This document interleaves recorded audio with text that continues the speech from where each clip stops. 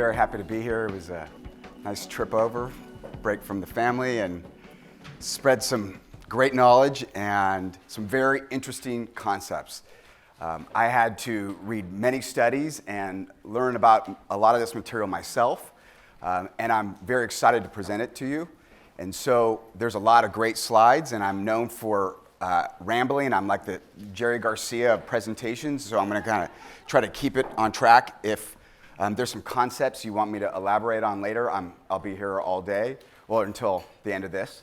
And then I'm happy to share my knowledge with you, so feel free to pick my brain.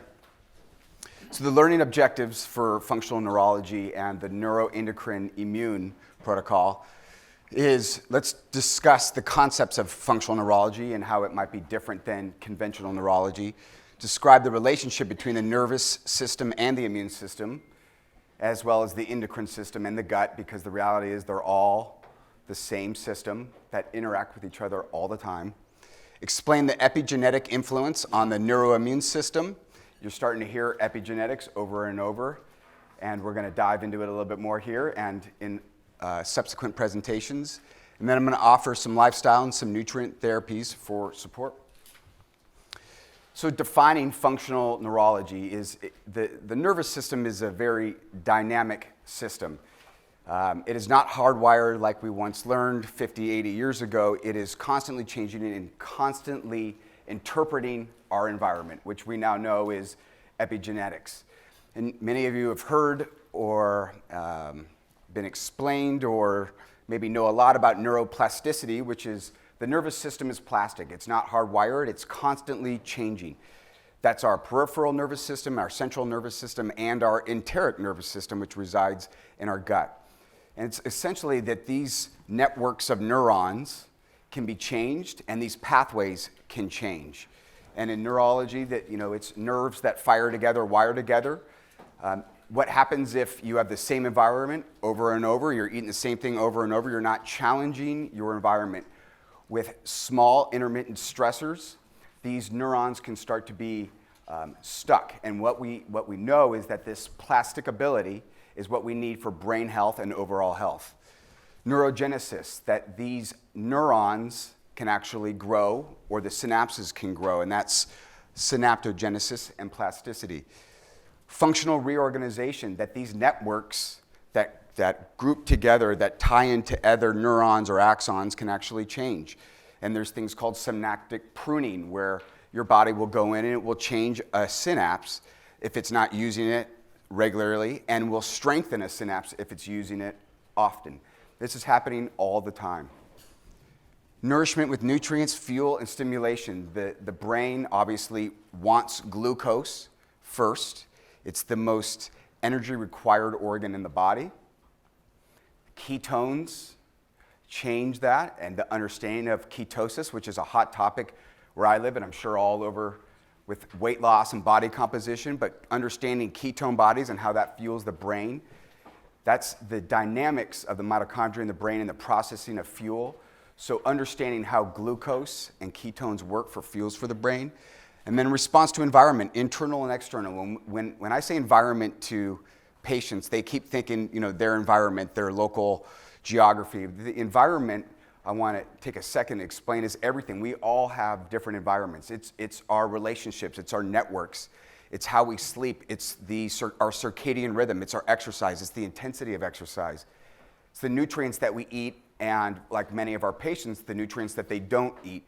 Everyone has different environments, and what we're understanding is the environment in the current day, United States and the world, is a very harsh environment. And so this is why we're seeing these unwanted epigenetic changes that are happening through every single system of the body. But that environment is also internal. Our thoughts, mind, body, spirit. Your brain and your adrenals don't know if you're stressed from the inside or from the outside. I'll get into that. So I'm taught through the Institute for Functional Medicine. Has anyone gone through IFM before? All right, I'm by myself. Sweet. Okay. The Institute for Functional Medicine is a board-certified association that presents a new operating system for how we look at healing people. So the name, blame, tame game, or the very linear system of where you come in, you name a problem, and you give something for it. We know that that is not the right way to go for many multifactorial problems. It's fine for emergency care, it's fine for an infectious disease, but for these chronic multiple imbalances that are presenting to our office, they don't have the solutions. So this operating system allows any practitioner to understand how we're going to prioritize what is the underlying problem, what are the major factors that are perpetrating this, and how can we fix these, and what is our priority. It's like DOS. Does anyone remember learning computers on DOS? So I'm from Silicon Valley. I actually grew up when I was in elementary school learning DOS. C prompt, change this drive. I mean, very linear. What we have in functional medicine is the new age iOS, Apple. There's so many moving parts. You're moving your hands. This is what's happening in medicine right now. And what I want to do is briefly explain this, introduce it, and then have you kind of think about it a little differently as you're engaging with your patients. This is the functional medicine matrix. This is the operating system that I was trained on, and it's amazing. It's an amazing thing. On the left are what we call ATMs, your antecedents, which is your genetic predispositions, triggering events, mediators, and perpetrators. Triggering things can be mind, body, spirit, physiological, pathological, and perpetrators are things that continue to perpetrate or an additive effect on your genetic expression, as well as these triggering events. It could be stress, it could be an infection, it could be an expression of a gene. There are thousands of examples on the left. On the bottom are the 5 fundamental lifestyle factors that each one of us are different. It's basically how we're living our life and how these play a role with these clinical imbalances that you see in that oval. And we basically look at it as assimilation is your gut, your microbiota, the dysbiotic environment is do you have a good flora, and is the immune system tied in with the gut and how that affects inflammation in the body. You have detoxification, which you may all understand and appreciate, the phase 1, phase 2, phase 3, detoxification, biotransformation, conjugation, and elimination. We all have different capabilities to detox. And like Dr. Stagg said, looking at genomic and different SNPs, we all have different variants in our ability and our sensitivity to different toxins. Defense and repair, our immune system. Are we defending and repair? What we know is our environment is becoming harsh, so everybody's body is in a subclinical or a very, very defense mechanism. So how can we change that? Energy, how we process energy through the Krebs cycle, through the TCA cycle, through the mitochondria, what we call biodynamics of the mitochondria, all very, very important. Communications, neurotransmitters, hormones, transport, how it's all transporting, structural integrity. Many of you chiros know how important the structural integrity is, not only musculoskeletal, but cellular, and in the middle is mind, body, spirit. So there's a lot of moving parts. And we sit down with patients and we go, where do we start with this? I'll start by giving a curcuminoid. I'll start by giving a lumbar adjustment. I'll start by having them remove hydrogenated fats. Everything that we are advocating is important, but there's also understanding and having this concept in your head about what do I need to prioritize and what are other things that I can add, because all of these things are interrelated. Here's another explanation, which is the nervous system and the endocrine system and the HPA axis, which is your hypothalamus to the pituitary to the adrenal, then to the thyroid and the gonadals or the reproductive hormones, all are interacting with our immune system and vice versa. Our gut and our immune system, 75 to 80% of our immune system is in our gut, known as gut-associated lymphatic tissue, GALT, and those are always communicating with each other. And then the neurons in our brain and our emotions. So this is another interplay just showing that it's a systems biology, and we should appreciate all of this when we're discussing symptoms of patients. When your body is in balance, it's an amazing machine. We have an innate ability to heal ourselves, and when you give your body what it needs, it's an amazing, amazing machine. And I'm learning and trying to apply it to myself because I have a unique story, like we all do. But I'm not healthy at all. I have my own issues, so this is a true motivation factor for me. And when the body is in balance and these dysfunctions are removed, it's an amazing thing. And I hope all of you have felt it and you can advocate this to your patients because that's the ultimate goal. But the reality is it's not. And what we see is genomic changes because of these environments, which is oxidative stress from what they're eating or what they're not eating, chronic inflammation, which there are many slides I'll get into, which is kind of the silent syndrome X, which is perpetrating almost every single condition that we're seeing in our office. So these are terms that are thrown around in functional medicine all the time. Neuro-immune, psychoneuroimmune, endocrine, and psychoneuroimmune, endocrine, gastrointestinal. And it sounds nice, right? It's all related, and the studies of these and understanding the omics cascade is where a lot of the research is going, and how do we make sense of this, and how do we present it to our patients so it can help them. So the next couple slides are going to show these different interactions. So the axis of influence. So the term of nutrigenomics and epigenetics, which you're starting to hear more, planned repetition, is on purpose. Epigenetics is our environment, and nutrigenomics is the biological substances that are found in foods that can communicate with our DNA. And that we take the information from our environment and the information from the food we're eating, and that presents to our genome, which changes our genetic expression, which changes our biology. So our health status, or our health, is based upon these two components. There's an interesting concept which are called morphogenic materials, and you might have heard it. It's called the miRNA, microRNA. These are morphogenic materials, and these are things that can be transported, like Dr. Stagg explained, that are moved by lipoproteins that can change our genomic code. And it's not necessarily in the genome, but it's in the RNA and the messenger RNA. And I'll get into a slide and I'll explain it. This is a great slide showing the schematic of the senses that are hardwired in the brain. And we all kind of know them, right? The taste, the smell, the feel, the sight, the hearing, all the five senses. There's two others. The sixth one, does any of the chiros or anyone know what that sixth sense is? It's proprioception, and that is spatial awareness, where our body is constantly sensing information and understanding what we need to do in terms of joint mobility or muscle flexibility.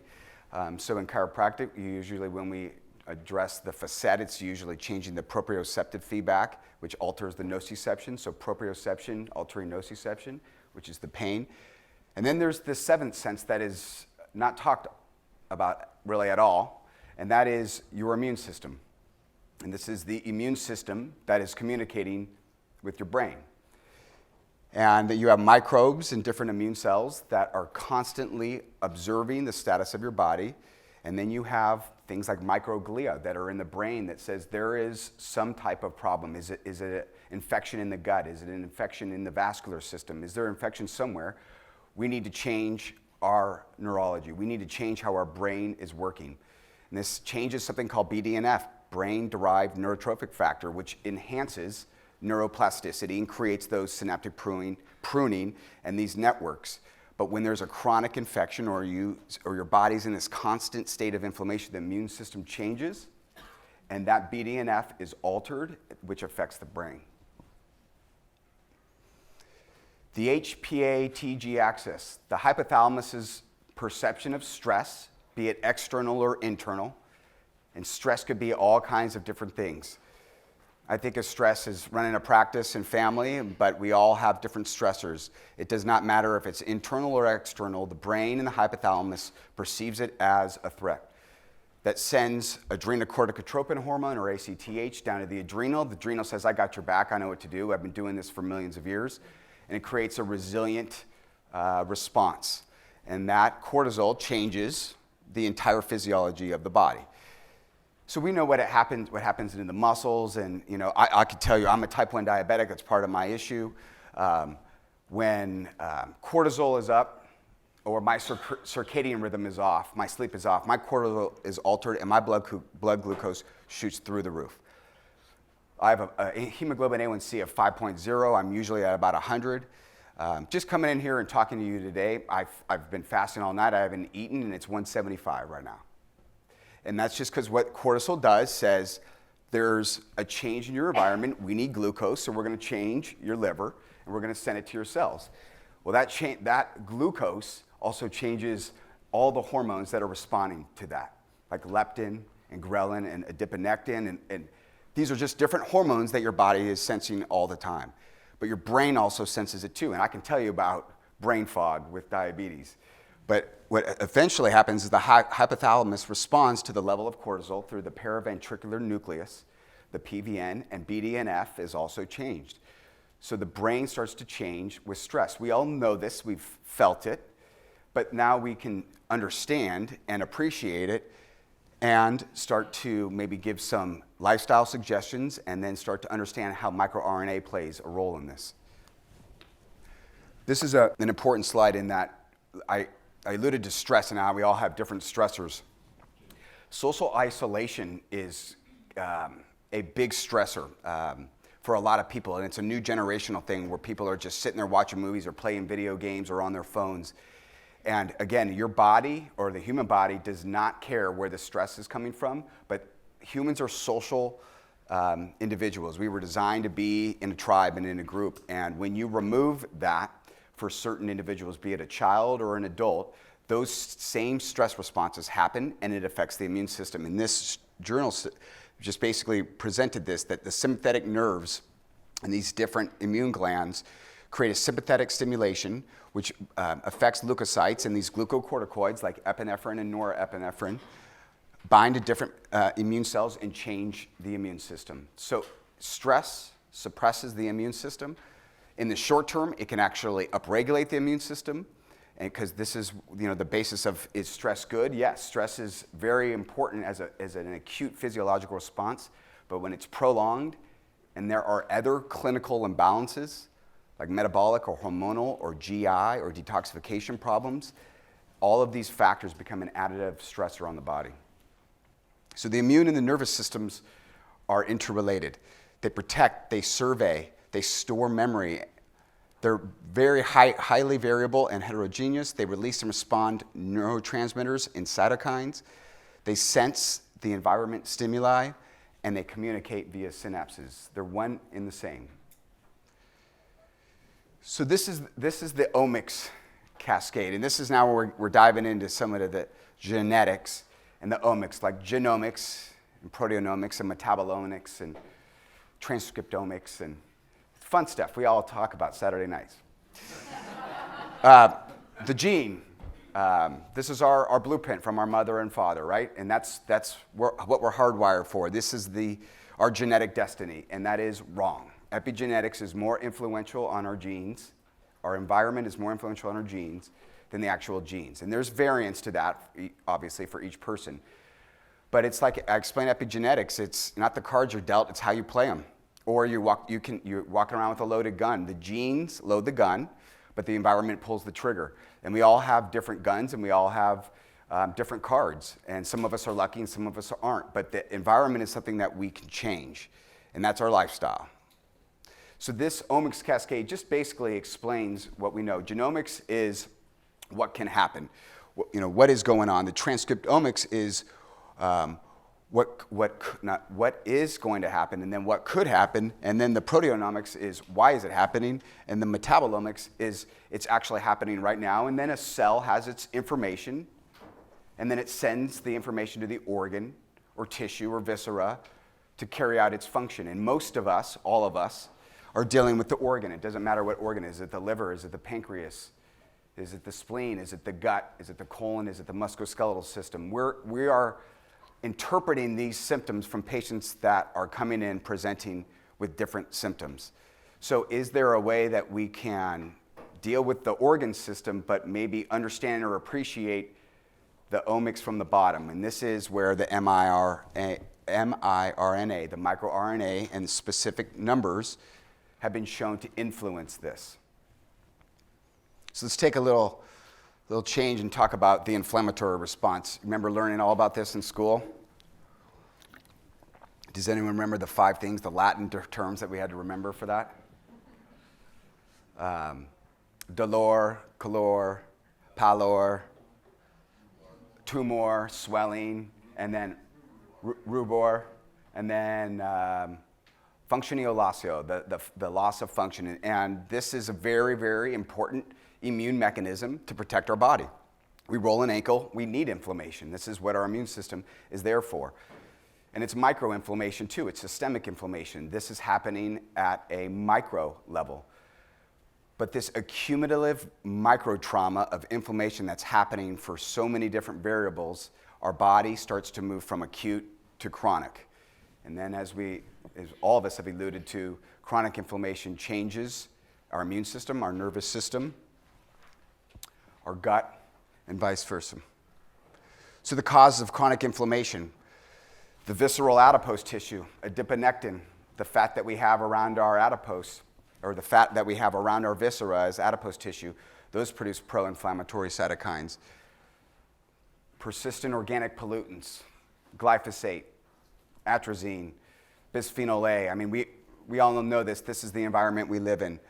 Cardiovascular disease, redox status, and oxidative stress, not bringing in the nutrients we need to quench free radicals, not upregulating glutathione and superoxygenide dismutase, endogenous enzymes in our body that protect us. Advanced glycation end products from hyperglycation in the vessels, autoimmunity, food sensitivity, stress, the gut infections, lipopolysaccharides in the gut that create something called metabolic endoxemia. I mean, there are so many threats to us and to our patients that no wonder why we have so many diseases is because there's this low level of chronic inflammation. And the consequences of these inflammation happen everywhere, but especially in the brain. The brain is very sensitive to this inflammation. And it's called neuroinflammation. And this is essentially the cascade that happens for neurodegenerative diseases. Parkinson's, Alzheimer's, dementia, memory loss. This is called, I don't know if you've heard of this, type 3 diabetes. And the receptors from insulin in the brain are starting to change. I mean, it's all one and the same, and we're starting to see cognitive decline and cardiovascular disease and stress-related disease and gut-related disease grow at an exponential level. And here they are: chronic inflammatory disorders, cancers, cardiovascular disease. I mean, this is probably not news to many of you. This is just, again, reminding you how important that chronic inflammation is with all of our patients and us. And here's the web, the comorbidities between the inflammatory diseases from A to Z. I mean, I'm not going to read them all here, but it's just hammering the point that we all have an inflammatory burden that we need to live a lifestyle and help support our body, protect it, and share this information with our patients. Not this detailed information, but in a way that we can connect with them and say, this is what you need to remove, and this is what you need to take, or this is what you need to put in your mouth, or this is the environment you need to change. So the decision path for acute inflammation, there's two distinct components to inflammation. There's the initiation phase and the resolution phase. The initiation is, I roll my ankle, for example, and I start to see all of the leukocytes and all of the important edema that's there to protect itself and to be able to separate that inflammation from the rest part of the body. And it's part of the healing process. But what if there are other clinical imbalances that are present in that individual, and that acute inflammation starts to move into the chronic inflammation? That suggests that the resolution phase, which the body should be able to do, is impaired or not working. And the resolution phase it's really through phagocytosis. It's a different immune response where it's actually identifying these delayed immune contents and trying to clear out that cellular debris so we can move on. And what we know is that the resolution phase has not really been emphasized in a lot of medicine. I use all of the bromelain and boswellia and essential fatty acids and turmeric and ginger and proteolytic enzymes. I use them all. I deal with musculoskeletal problems, and there's a time and a place to inhibit cyclooxygenase and lipooxygenase and the prostaglandin formation. But if you sense that this person has other underlying problems and they're not getting better, it's probably because they're not resolving the inflammation. So instead of thinking anti-inflammation, which there's a time and a place, maybe pro-resolution. How can we support the resolution phase in these individuals? And here it is, the neutrophils and then the monocytes and the macrophages creating phagocytosis to help the resolution process. So miRNAs, microRNAs, they were discovered in 1993, 25 years ago, when they started to understand and map the genome. And we all hear about genomics and methylation, but this study of understanding these single-stranded two nucleotide pairs and how it affects messenger RNA is crucial. And this is what we're going to be hearing about in the next 10, 20, and even 30 years. These microRNAs are produced by the DNA, and they're like house cleaning. They go in, and as we code our genetic blueprint, and the messenger RNA has that information, and it's carrying on to make different proteins, which is the genetic instructions for our body, the microRNA will go in and look for the same base pairs, 22 nucleotides, and try to identify. And if it can find a messenger RNA that says we don't need you, it will cancel it out. It's called gene silencing.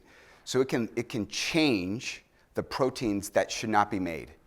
So it's going in and saying, you're coding proteins inappropriately or appropriately. And this amazing microRNA goes up and matches with it and either turns it off, obstructs it, or silences it. So if we can understand these different microRNAs and then provide solutions, lifestyle and maybe solutions that we can take, like specialized pro-resolving mediators or certain polyphenols or certain phytonutrients, then we can improve this process. And this is just an example of what we know right now as of 2018, and I suspect these are going to grow exponentially in terms of the disease states. There are three big components, actually four big components that miRNA is being studied for: cancer, autoimmune diseases, inflammation, and neurodegenerative problems. And I have good friends. I live in the Bay Area where Genentech is, and this is where a lot of science and money is going into and funding, because they're understanding that they can influence this at a pharmacological level. That's not my scope of practice. It means that that's going to work great, but I want to see if there are some natural lifestyle changes and substances that we could use. Yes. What was that third one that you mentioned, the effect of mRNA? The four? You gave three, four categories? Neurodegenerative, yep, autoimmune, inflammatory, and cancers. So here's one about the immune system. The central nervous system, or the immune microglia that is constantly trying to repair our brain, is regulated by the CD33, the receptor, which is specific miRNA 181, and resolvins. And has anyone heard about resolvins? Resolvins are part of these specialized pro-resolving mediators. They're subfractionizations of contopentanoic acid into hexanoic acid, EPA, DHA, essential fatty acids. They're particles from that help support microRNA production, facilitate this clearance, and resolve inflammation. Autophagy. Has anyone heard of autophagy? I am a geek. Does anyone know Peter Attia? Does anyone know who he is? Or Dominic D'Agostino? Okay, these guys are just, they're obsessed with cellular aging and what is actually happening. And can we promote pro-aging, or can we remove anti-aging environmental inputs? And autophagy is an amazing concept, which your cell is basically going in and removing dysfunctional organelles. It is like housekeeping for your cell. If the cell is not working right, your body will upregulate certain mechanisms to go in and clear it out to maintain the longevity of that cell before it starts to kill itself, which is programmed cell death, apoptosis. So we have this mechanism, and miRNAs, and they're listed here. I don't know if you can really see them, but it's in red. It's hard to see, but there are certain miRNAs that affect things like rapamycin. Rapamycin is called mTOR, mammalian target of rapamycin, which changes the energetics of the cell, and then AMPK, adenosine monophosphate kinase, which is just an energy change that happens in the body. These are just signaling biochemistry that happens all the time. AMPK and rapamycin is constantly saying, we're interpreting an environment that is somewhat stressful, so we're going to create a resiliency, somewhat stressful. And this is how we evolved. We evolved not having food all the time, having cold, having hot, having high-intensity exercise. This is the basis of hormesis, which is we need these small intermittent stressors on our body to create a resilient cell. Says that, hey, something's wrong here. We need to program so we can stay alive and survive. So there's the blue zone of this hormesis. If it goes past that, then it's unproductive. And so the miRNAs, the reason I put this in there is it also helps with aging. And in terms of the neuron, these microparticles and these morphogenic materials, miRNA, support how the brain works. Number one, excitotoxins, different toxicity burdens that hit our central nervous system, our peripheral, our enteric, our brain, create astrocytes and microglia, and they sense that and they say, okay, I'll repair. And it goes to the neuron and the axon in the synapses, and it changes how tau protein is phosphorylated. It literally changes the tau protein. And that can create beta amyloid plaque, and that's the hallmark of Alzheimer's disease and dementia, is these AB proteins. And then what we have is pro-inflammatory cytokines in the brain, and we have an inflamed brain. We have inflammaging in the brain, and the brain's on fire. And that is, again, another hallmark symptom of neurodegenerative diseases. Resolvins, SPMs, and polyunsaturated fats have been shown to mitigate this effect. And the 7 components of the central nervous system response, each one of these boxes that are different colored show these different components. And dysregulation of each one of these affects the health of our neurons, our dendrites, and our cells. And I could tell you about each one of these boxes. They're amazing, and I'm happy to explain them. But basically what we know is that there are multiple areas of dysfunction that can kill off this neuron. And the mRNAs can play a protective role in each one of these. Our epigenetics, proteostasis, our adaptation to stress, inflammation, regeneration, and our metabolism. Intermittent fasting. Has anyone heard about the popularity with intermittent fasting and how important it is for the brain, and how functional neurologists are saying if there is an issue with somebody who is prone or susceptible to this, how intermittent fasting from 16, 18, 20 hours or doing a ketogenic diet improves the brain. This is the concept. Autoimmune disease. So I'm going to go through each one of these in detail. This is essentially the 7 or the 9 critical steps of what is happening with a dysregulated immune system, with Th1 and Th2 skewing, which is the balance of the adaptive and the innate immune system. T helper 1 cells, T helper 2 cells. We always want a balance. If it's imbalanced, we start to see autoimmune vulnerabilities. And what's in the middle is T regulatory cells. That's the fulcrum. The Tregs can kind of move that fulcrum around. And what we can see is when there is an issue with microRNA, there is suggestive problems with moving T regulatory cells, which then eventually creates tissue damage. So your genetic programming, if you're prone to any type of autoimmune disease and your environment is harsh, and the microRNAs are not being supported, or you're lacking certain things in your diet, or you're exposed to certain things that your body doesn't need, it can turn on an autoimmune genetic. So the interactions between the gut, the immune cells, and the enteric nervous system. The interactions between the neurons, the glia, and the immune cells are abundant, to say the least. The immune cells can be influenced by neurotransmitters and neuropeptides produced by intrinsic neurons. The enteric nervous system, this is the gut. This is why I call gut is the second brain. The nervous system in our gut has as many neurons as the spine. It's constantly assessing what is going on there. Things like the neuropeptides, things like CCK, the cholecystokinases, which is signaling what the amount of fat that's in the body, or incretins are it's constantly talking to your immune system. It's constantly talking to your brain. Cytokines produced by the immune cells have a reciprocal effect on the neurons. There's an interplay, and then 5-HT or serotonin has numerous roles in the gut, both in the enteric nervous system and immune cells. And serotonin is produced in the gut. And this is, the whole basis of, the GAPS diet, which is the gut and psychology diet, and how we see a lot of mood disorders, depression, and not only neurodegenerative, but just disorders, imbalances of the brain and mood as an imbalance of the gut. You can give them all you want, all the nutrients, and give them essential fatty acids and phosphatidylcholine. But if the gut is not addressed or emphasized, then you're missing a part of it. So playing foundational roles of cellular function is part of nutritional therapy. Supporting programs of care to support the resolution phase. Having a diet that is abundant in good, healthy fats that promote the resolution of inflammation as well as try to mitigate the initiation.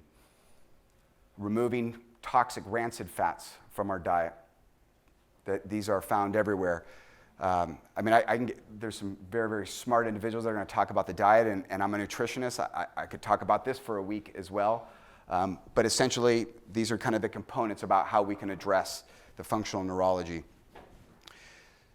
Stabilize gut function, the 5R program, remove, replace, reinoculate, regenerate, and repair, or the elimination diet, helping clear out foods that create dysbiosis in the gut that then changes how our immune system works, or food sensitivities or immune allergies or food allergies. Support healthy responsive cardiovascular systems. I haven't even mentioned cardiovascular. I could talk about that. I taught master's program at University of Western States for metabolic syndrome and hypertension. And Mark Houston said it best that there's 3 finite responses to an infinite amount of stimuli for the vessel. Has anyone ever heard these before? 3 finite responses. Your vessel can only do 3 things from an infinite amount of stimuli that stress it. And that's inflammation, oxidative stress, and immune dysregulation. Those are the 3 things that only can occur in the vessel. And so I haven't even talked about transport and vessel and cardiovascular disease, but just tying it in, if these other systems are imbalanced, it's going to affect the cardiovascular system. Adjunctive nutrition support for the central nervous system and functional neurology, and this is where we come in. This is phytonutrients, making sure we have a diversity of colorful vegetables and fruits in our diet. The classifications of phytochemicals or phytonutrients, these are amazing. You have the organic sulfur compounds, OSCs, the alliums, that help with methylation. We have the polyphenols in the stilbenes. We have the catechins that are part of the flavonoids, and the genisteins, part of the isoflavone family. And we have the carotenoids, the lutein, the xanthins. There are thousands and thousands of phytonutrients that are in the food that we eat. And this, if we eat these foods, provide a protective layer through all these systems. If you're not getting them, you're vulnerable. Support healthy cell signaling of the HPA axis. Don't stress. Just don't stress.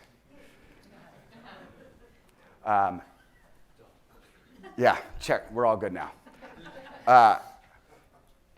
It's not the stress, it's how we cope it. We all have stress. This is our environment. We live in a very fast-paced world. It's not the way, you can't stop the waves from crashing, but you can learn how to surf.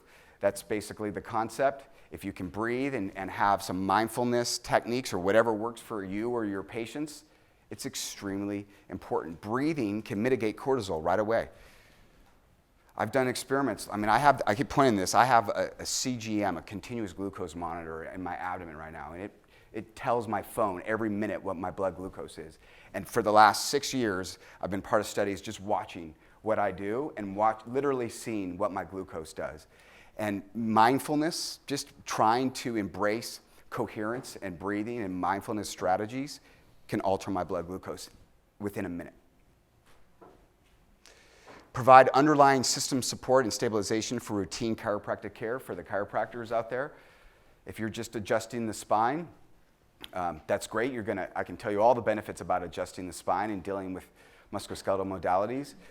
But I will guarantee you, most of all your patients have a lot of other clinical imbalances that you might want to think about. Magnesium.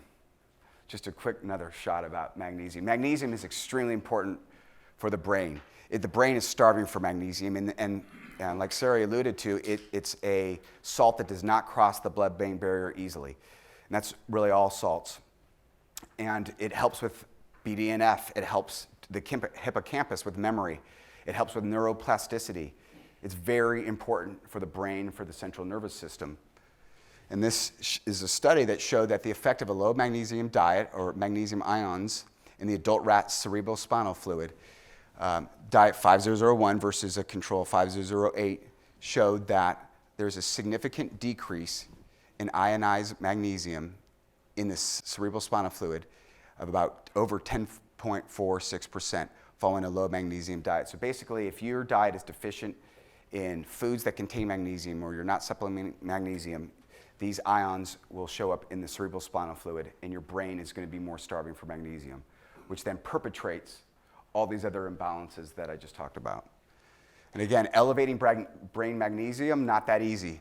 Increasing the ions by threefold through an IV of magnesium sulfate for 5 days failed to elevate brain magnesium ion levels. And in humans, an increase of 100 to 300% of the ions through an IV of magnesium sulfate corresponds to elevation in the CSF of only 10 to about 20%. So it's not a big increase. So boosting brain magnesium ions through oral magnesium is very, very challenging, and this is why we're talking about these solutions. So in summary, this is the tip of the iceberg, and I hope that you can understand this operating system and think about it, or maybe even explore it more, and then utilize the awesome protocols and the supplements and the formulas to help complement lifestyle. I don't hand out supplements. I look at each individual. I say, what are your vulnerabilities? We got to change the lifestyle, and that is not easy either. Changing one's lifestyle is the biggest challenge in therapeutic lifestyle medicine. I mean, this is all great because you learn information and it makes sense, and it's stuff that we've known for a while, and now the evidence is supporting this. But if you don't find that individual and get them here and provide vitamin I, which is probably the most undervalued vitamin, which is inspiration, they're just going to nod their head and they're going to walk out. So there's challenges. It's how you communicate this with them and how you inspire them. And when you do it, it's an amazing thing, and it makes practicing whatever type of medicine you do exciting. So I appreciate your attention.